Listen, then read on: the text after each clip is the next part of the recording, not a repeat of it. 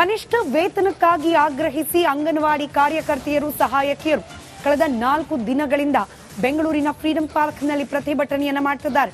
ಇದೀಗ ಈ ಪ್ರತಿಭಟನೆಯನ್ನ ಹತ್ತಿಕ್ಕುವ ಭಾಗವಾಗಿ ಪೊಲೀಸರು ಬಲ ಪ್ರಯೋಗವನ್ನ ಮಾಡುತ್ತಿದ್ದಾರೆ. ತಕ್ಷಣಕ್ಕೆ ಜಾಗ ಖಾಲಿ ಮಾಡುವಂತೆ ಪೊಲೀಸರು ಬಲವಂತವಾಗಿ ಅಂಗನವಾಡಿ ಕಾರ್ಯಕರ್ತೆಯರು ಹಾಗೆ ಸಹಾಯಕಿಯರನ್ನ ಅಲ್ಲಿಂದ ಸ್ಥಳಾಂತರ ಮಾಡುವ ಪ್ರಯತ್ನ ಮಾಡುತ್ತಿದ್ದಾರೆ.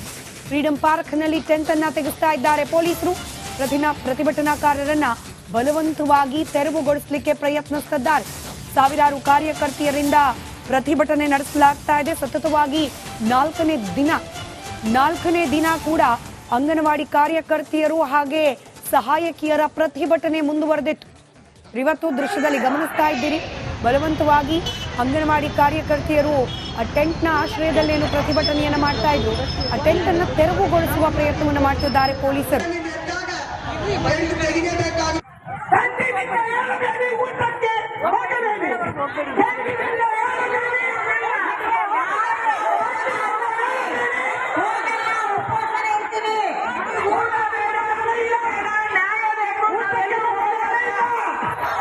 ಮತ್ತಷ್ಟು ಡೀಟೇಲ್ಸ್ ನೊಂದಿಗೆ ಸ್ಥಳದಿಂದಲೇ ನೇರ ಸಂಪರ್ಕದಲ್ಲಿದ್ದಾರೆ ನಮ್ಮ ಪ್ರತಿನಿಧಿ ಅರವಿಂದ್. ಪ್ರತಿಭಟನೆ 4ನೇ ದಿನಕ್ಕೆ ಕಾಲಿಟ್ಟಿದೆ. ಸರ್ಕಾರ ಪ್ರತಿಭಟನಾಕಾರರ ಅಹವಾಲನ್ನು ಸ್ವೀಕರಿಸಬೇಕು, ಅದರ ಬದಲು ಪೊಲೀಸರ ಮೂಲಕ ಬಲಪ್ರಯೋಗ ಮಾಡೋಕೆ ಮುಂದಾಗ್ತಿದ್ಯಾ ಅಂತ ಹೇಳಿ.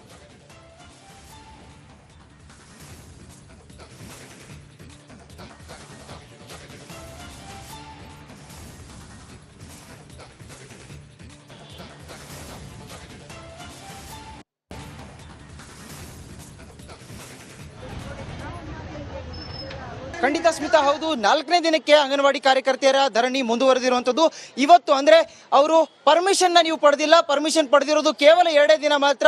ಹಾಗಾಗಿ ನೀವು ಶಾಮಿಯಾನ ತೆಗಿತೀವಿ, ಇಲ್ಲಿಂದ ಜಾಗ ಖಾಲಿ ಮಾಡಿ ಅನ್ನುವಂಥದ್ದನ್ನ ಪೊಲೀಸರು ಒತ್ತಾಯ ಮಾಡ್ತಾ ಇರುವಂತದ್ದು.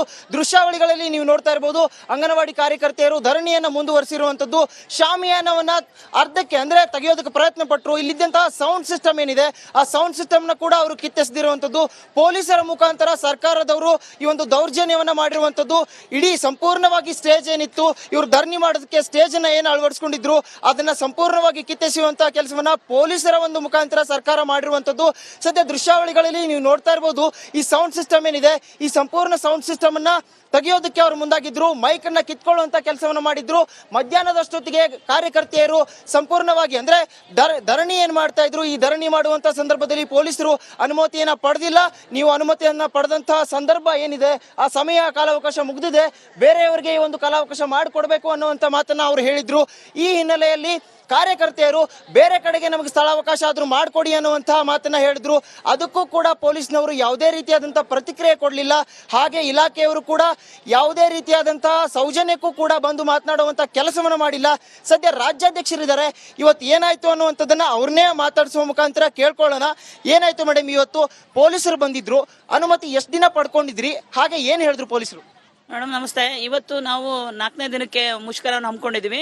ಬಟ್ ನಾವು ಕೊಡ್ಬೇಕಾರೆ, ಪೊಲೀಸ್ ಇಲಾಖೆ ಕೊಡ್ಬೇಕಾರೆ ನಾವು ಅನಿರ್ದಿಷ್ಟ ಮುಷ್ಕರ ಅಂತಾನೆ ಕೊಟ್ಟಿದ್ವಿ.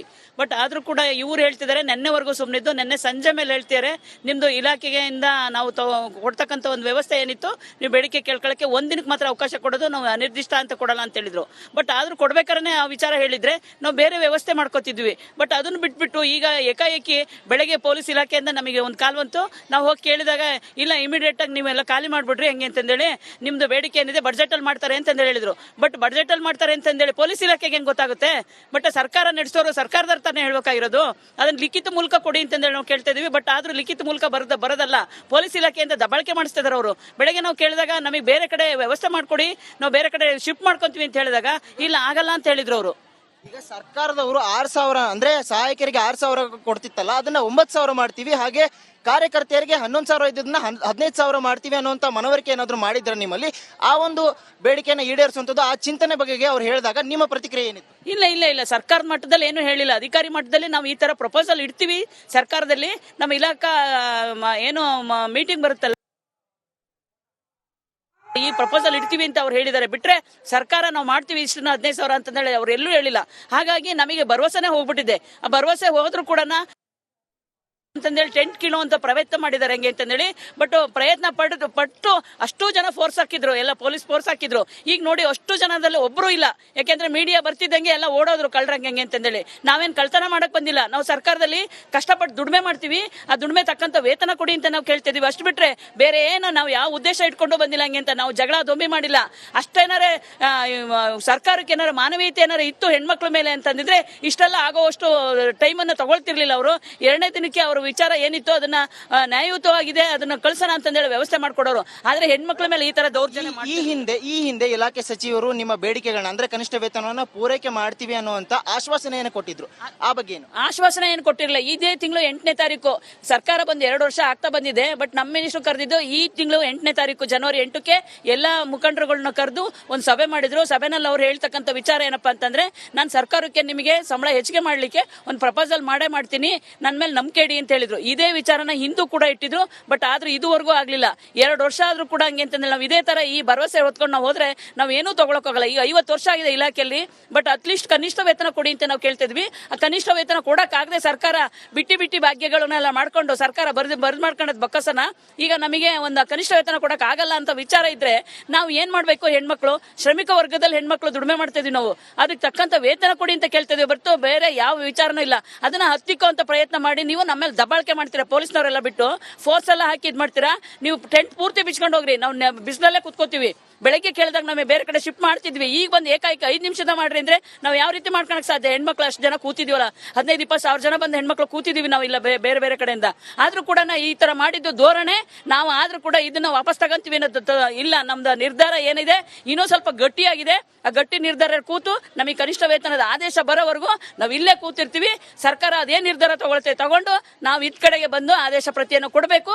ಅಲ್ಲಿವರೆಗೂ ನಮ್ಮ ಹೋರಾಟ ಮುಂದುವರಿತದೆ ಅಂತಂದ್ರೆ ನಾ ಈ ಸಂದರ್ಭದಲ್ಲಿ ಹೇಳಕ್ ಇಷ್ಟಪಡ್ತೀನಿ. ಖಂಡಿತ. ಅಂದ್ರೆ ಈ ಒಂದು ಹಂತದಲ್ಲಿ ಧರಣಿಯನ್ನ ಏನು ಧರಣಿ ಇತ್ತು, ಈ ಒಂದು ಧರಣಿಯನ್ನ 2 ದಿನ ಪಡೆದುಕೊಂಡಿದ್ರು ಈ ಒಂದು ಕಾಲಾವಕಾಶ ಅನ್ನುವಂತ ಮಾತನ್ನ ಪೊಲೀಸರು ಹೇಳಿ ಇವ್ರನ್ನ ಇಲ್ಲಿಂದ ಜಾಗ ಖಾಲಿ ಮಾಡುವಂತಹ ಒಂದು ಆರ್ಡರ್ ನ ಮಾಡ್ತಾರೆ. ನಿನ್ನೆ ಆ ಒಂದು ಆರ್ಡರ್ ನ ತೆಗೆದುಕೊಂಡಂತಹ ಇವರು ಅಂದ್ರೆ ನಾವಿನ್ನು ಕೂಡ ಧರಣಿಯನ್ನ ಮುಂದುವರಿಸ್ತೀವಿ, ಈ ಹಿಂದೆನೆ ಇವರು ಅನಿರ್ದಿಷ್ಟಾವಧಿಯ ಧರಣಿಯನ್ನ ಮಾಡ್ತೀವಿ ಅಂತ ಹೇಳ್ತಾನೆ ಬರ್ತಿದ್ರು ಕೂಡ ಸರ್ಕಾರ ಯಾವುದೇ ರೀತಿಯಾದಂತಹ ಬೇರೆ ಕಡೆ ಸ್ಥಳಾವಕಾಶ ಮಾಡಿಲ್ಲ. ಹಾಗಾಗಿ ಪೊಲೀಸರ ಮುಖಾಂತರವಾಗಿ ಬಂದು ಇವ್ರ ಮೇಲೆ ದೌರ್ಜನ್ಯ ಮಾಡುವಂತ ಕೆಲಸ ಮಾಡಿದ್ರು.